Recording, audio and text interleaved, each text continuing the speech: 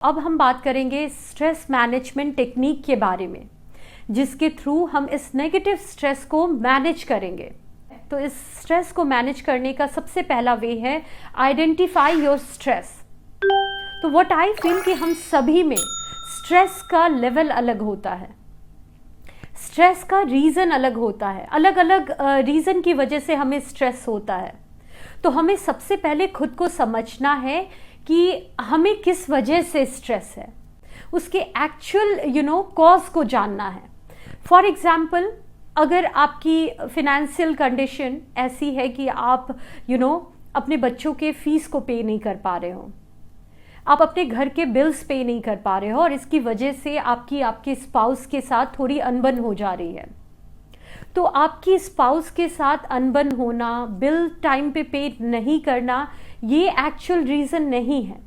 Actual reason ये है कि आपकी फिनेंशियल कंडीशन ठीक नहीं है और उस पर आपको काम करना है, उसे आपको सुधारना है। तो हमें सबसे पहले मेन प्रॉब्लम को निकालना है कि किसकी वजह से हमें स्ट्रेस हो रहा है। दूसरा है अंडरस्टैंड योर प्रॉब्लम। तो आपको अपने प्रॉब्लम्स को बारीकी से समझना है। कुछ प्रॉब्लम्स ऐसे होंगे जिसे आप चेंज कर सकते हो, जो आपके कंट्रोल में है, और कुछ प्रॉब्लम्स ऐसे होंगे जिसे आप कंट्रोल नहीं कर सकते। फॉर एग्जाम्पल, अगर आप एक स्टूडेंट हो और आपकी अच्छी मार्क्स नहीं आई, लास्ट एग्जामिनेशन में अच्छी मार्क्स नहीं आई, तो ये प्रॉब्लम को आप सॉल्व कर सकते हो। अगर आप फोकस से पढ़ोगे, एक डिसिप्लिन मेंटेन करोगे, अच्छे से पढ़ाई करोगे, तो आप इसे इस प्रॉब्लम को ठीक कर सकते हो। ये फुल्ली आपके हाथ में है। बट दूसरी तरफ कोई ऐसी प्रॉब्लम है जिस पे आप इस वजह से वरिड हो कि लोग आपके बारे में गलत क्यों कह रहे हैं, मार्केट सिनेरियो ऐसी क्यों है, तो इस पे आपका पूरा कंट्रोल नहीं है। लोगों के बिहेवियर पे आपका पूरा कंट्रोल नहीं है। मार्केट अप जाएगी या डाउन जाएगी, ये चीजें पूरी तरह से आपके हाथ में नहीं है। तो इसके बारे में आपको बहुत ज्यादा नहीं सोचना।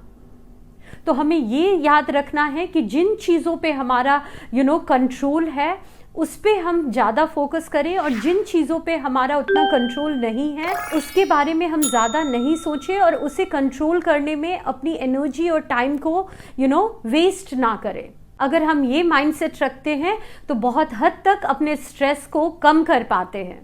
नेक्स्ट पॉइंट है सेल्फ लव। तो सेल्फ लव के थ्रू भी हम बहुत हद तक अपने स्ट्रेस को कंट्रोल कर सकते हैं। तो आप अपने आप को समझने की कोशिश करो कि आपको किन चीज़ों में अच्छा लगता है। फॉर एग्जाम्पल, हो सकता है कि आपको ग्रुप अप करके बहुत अच्छा लगता हो, बुक रीड करके अच्छा लगता हो, गार्डनिंग करके अच्छा लगता हो, बाहर घूम कर अच्छा लगता हो। तो आप जानने की कोशिश करो कि आपको क्या पसंद है, क्या करके आपका मूड अपलिफ्ट होता है, और उन चीज़ों के लिए भी टाइम निकालो। अगर आप ऐसा करते हो तो बहुत हद तक अपने स्ट्रेस को कंट्रोल कर पाते हो और लाइफ में आगे बढ़ पाते हो। नेक्स्ट है कनेक्ट विथ नेचर। तो नेचर के साथ कनेक्ट होके भी हम अपने स्ट्रेस को बहुत हद तक कंट्रोल कर सकते हैं, और ये बहुत पावरफुल है। आप देखना, आप कितने भी स्ट्रेस सिचुएशन में हो, अगर आप थोड़ी देर के लिए ऐसे जगह पे चले जाते हो, किसी पार्क में या गार्डन में जहाँ बहुत हरियाली है, शांति है, तो आपका मूड ऑटोमेटिकली ठीक हो जाता है, आपका स्ट्रेस कम हो जाता है। तो आपको इन चीज़ों के लिए टाइम निकालना है, नेचर के साथ कनेक्ट होना है, अपने घर से निकल के कुछ टाइम वॉक पे जाना है, या अगर बाहर ना भी जा सको तो अपने बालकनी में बैठ जाओ और क्वाइट होकर आसपास की चीज़ों को देखो।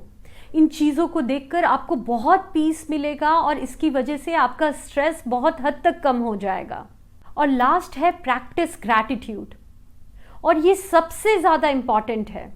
तो हो सकता है कि आपकी लाइफ में 10 चीज़ें ऐसी हो जो अच्छी नहीं हो, लेकिन अगर आप गौर से देखोगे तो आपको 4 चीज़ें ऐसी भी मिलेगी जिसके लिए आपको ग्रेटफुल होना चाहिए, जो बहुत अच्छी है आपके लाइफ में। तो जो चीज़ें अच्छी है उसके लिए ग्रेटफुल होना सीखो। जब आप ग्रेटफुल होते हो तो आप बहुत पॉजिटिव होते हो, और उस पॉजिटिव होने की वजह से आप कॉन्फिडेंट भी होते हो, और उस कॉन्फिडेंस को लेकर आप उस एनर्जी को उन चीज़ों में लगा सकते हो जो आपको लाइफ में अचीव करनी है। तो ये अप्रोच जब आप लाइफ में रखते हो तो बहुत हद तक आप अपने स्ट्रेस को कम करके लाइफ में फोकस्ड रहते हो और आगे बढ़ पाते हो।